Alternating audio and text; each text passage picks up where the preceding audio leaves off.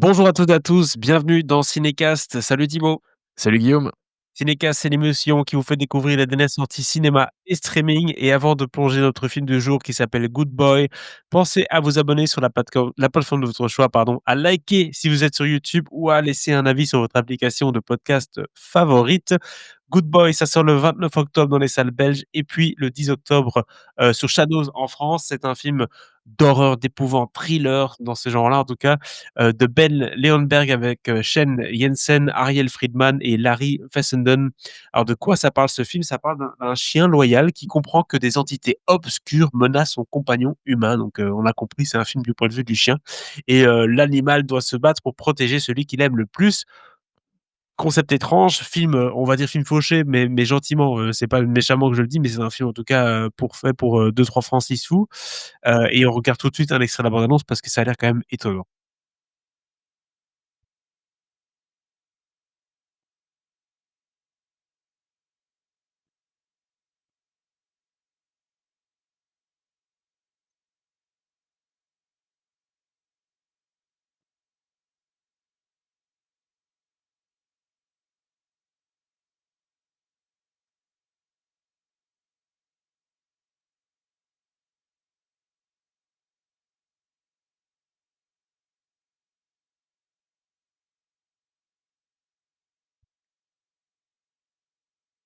Ouh là là, dit un film d'horreur inclusif, mais J'aurais peut-être dû filmé préciser de la perspective du que chien.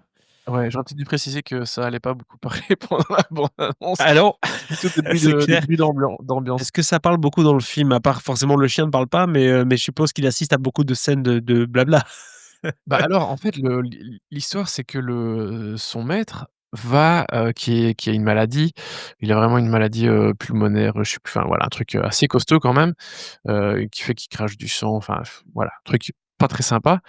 Et le gars décide, d'aller, se reposer, à la campagne dans la maison de son grand-père qui est décédé depuis longtemps, et maison où visiblement il y a pas grand monde qui reste, longtemps.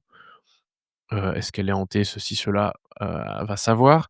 Mais clairement, il y a des trucs pas nets, dans cet endroit. Donc voilà. Mais bon, lui, il voit ça comme étant une bonne chose d'aller, se reposer au calme, là-bas, seul avec son chien. Donc globalement, des dialogues, il y en a pas beaucoup. Il y en a un peu parce qu'il va être en contact avec sa sœur qui s'inquiète pour lui évidemment, qui va l'appeler 10 fois par jour parce que lui, bien sûr, il a pas envie de répondre non plus, donc ils vont pas avoir énormément d'interactions, mais il y en a un petit peu. Et puis, il y a aussi un voisin qui est pas très, très loin, donc voilà, il y a un petit peu de d'interaction comme ça. Et puis sinon, bah, le maître, il parle quand même un peu à son chien, donc oui, on a des voix, il y a quand même quelque chose, c'est pas juste des bruits d'ambiance, des sons d'ambiance pendant 1h10, parce que oui, le film est assez court, hein, 1h10. Il y a quand même vraiment aussi des dialogues et des échanges comme ça. Oui et puis au-delà de ça, j'ai l'impression que le film est filmé à hauteur de chien, mais c'est Exactement. pas filmé en mode GoPro derrière le chien ou quoi que ce soit. C'est vraiment l'idée de prendre le chien comme étant un personnage, un acteur classique et de mettre la caméra à sa hauteur vraiment, quoi et donc du coup, ça donne quelque chose d'assez intéressant.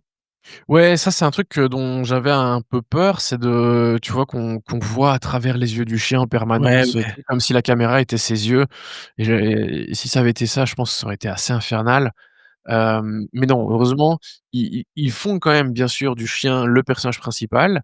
C'est lui qu'on suit en permanence, mais ils le font alors pour ceux qui ont vu, l'extrait de bande annonce sur YouTube, vous voyez bien que la caméra, elle se pose un peu autour de lui, hein. On a un plan en contre-plongée quand il est, en haut d'escalier, la caméra est un peu plus bas.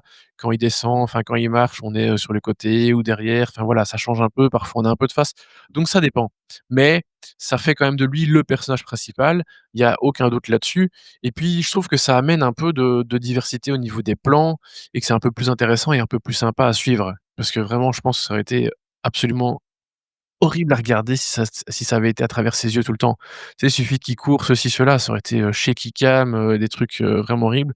Après bon, il court pas tant que ça, il est quand même beaucoup dans la maison, mais ce qui est intéressant aussi du coup, parce que ça permet, tu sais, ces vieilles maisons avec, des caves un peu dégueu, un peu miteuses et tout, ça permet aussi quand même des décors un peu différents, de créer des ambiances et tout. Et je trouve qu'au niveau de la création de l'ambiance, bah, le travail est plutôt bien foutu. parce que clairement cette maison elle est étrange. Les environs sont pas beaucoup plus, réjouissants non plus. Donc il y a une diversité quand même malgré le fait que ce soit une espèce de huis clos dans cette baraque et les alentours. Il y a quand même une certaine diversité de décors qui est pas mal, et j il y a vraiment une super ambiance pendant tout du long. Mais et ça pour moi, c'est un peu là que le bas blesse aussi, c'est que, bah, ça s'arrête là. C'est un film d'ambiance, en fait. C'est pas vraiment un film d'horreur pur, dans le sens où il y a pas beaucoup de grands moments d'horreur, tu vois? De grandes séquences d'horreur. Il y a bien l'un ou l'autre moment, tu vois? Mais ça reste vraiment très, très peu, ça reste pas grand-chose et je trouve que même ces moments qui sont être censés être un peu plus forts, bah, ils sont pas vraiment effrayants. Après bon, je suis pas, la plus grande référence en la matière parce que j'ai rarement peur devant un film d'horreur, mais j'étais là: «Bah, ouais, c'est sympa, tu tentes quelque chose, mais en fait, tu proposes pas grand-chose de vraiment très intéressant, tu vois? À part le concept de faire du chien le personnage principal et de le suivre et tout, chose qui a déjà été faite, hein, on se souvient tous de Beethoven pour, les gens de notre génération et puis même d'autres films, Des films de chien et je sais chat, il y en a pas, beaucoup, hein. de Denis la Malice là et tous ces trucs. Ah on a vu tout ça, tu vois? Donc c'est pas, complètement neuf et inédit, mais pour un film d'horreur, oui, il y a un petit truc un peu plus intéressant. Mais C'est voilà, vrai je que trouve qu'au-delà de ça, il en fait pas grand chose malheureusement. tu l'as dit, ce qui plaît dans le film-là, forcément et c'est souvent le cas pour des films qui ont pas beaucoup de budget, ils doivent trouver un moyen d'être attractifs et donc dire qu'on fait un film d'horreur avec un chien et au niveau du chien, forcément, c'est déjà quelque chose qui va intriguer sur le papier. Bah oui, c'est ça Heureusement, ils l'argument de sont vente. tombés dans une réalisation cliché, en POV à travers le chien, mais c'est difficile de tenir avec, un mélange des genres pareil, quoi. C'est vrai que les films de chiens, en général, c'est plutôt un truc avec Chris Evans, dans son truck, quelque part au Michigan, que d'avoir vraiment le truc d'horreur, enfin la fonction horreur et film d'animaux, c'est quand même spécial, quoi Ouais, ouais. et c'est dur que ça tienne et donc voilà, faire, un film d'1h10, ça me paraît déjà être une bonne idée pour essayer de condenser tout ça. Mais si même ça, c'est un peu ennuyant, ça veut dire qu'il y a des faiblesses. Bah, oui, Ouais. parce que, c'est ça le truc, c'est qu'effectivement ça devient un peu ennuyant. Tu dis 1h10, en vrai j'aurais pu couper, en fait ça aurait pu faire un super bon court-métrage un peu plus long, tu vois? Même une demi-heure, 30-35 minutes, ça aurait pu être génial Ouais. et là j'étais là: «Bon, ouais, il y a un moment où ça tourne un peu en rond» et c'est dommage parce que la relation maître-chien, elle fonctionne très bien. C'est les réactions du chien quand il voit que son maître va pas bien, qu'il va tomber, que ceci, cela. Les moments où, le maître, tu as l'impression qu'il sort de gueule de bois, c'est juste qu'il alors que c'est juste qu'il vient d'avoir, un épisode un peu difficile à vivre, tu vois? Et où il rejette un peu le chien et tout. Il y a des choses qui sont vraiment pas mal dans leur relation et qui pourraient être, un peu plus intéressantes, mais parce que, oui, le chien est là, il essaie de protéger son maître de cette espèce d'entité qui est dans les environs et qui rôde et qui leur fait un peu peur et tout, mais voilà et même la résolution, je la trouve pas si bien que ça, tu vois? Il y a des moments de pure, plutôt d'ambiance et je pense que c'est ça que le film veut faire, hein. C'est plus un film d'ambiance que de peur pure, mais je trouve que c'est assez peu, enfin, c'est trop peu, en fait et Ouais. c'est pas si efficace que ça. C'est ça qui est vraiment dommage. Le dosage n'est pas parfait. Quelle note tu Non, donnes à parce ce que film? parce que la mise en scène, enfin, j'ai dit que le concept fonctionnait bien, mais, la mise en scène au-delà de ça, elle est vraiment correcte et donc c'est pas juste que le quand je dis le concept tient la route, c'est le concept, on filme autour du chien et tout, ça oui. Mais au-delà de ça, je trouve que le concept fonctionne dans le sens où, c'est bien d'avoir utilisé un chien dans un film plutôt d'horreur, même si c'est plutôt film d'ambiance et cetera, tu vois? Donc les promesses, elles sont un peu là, c'est juste elles sont pas complètement tenues.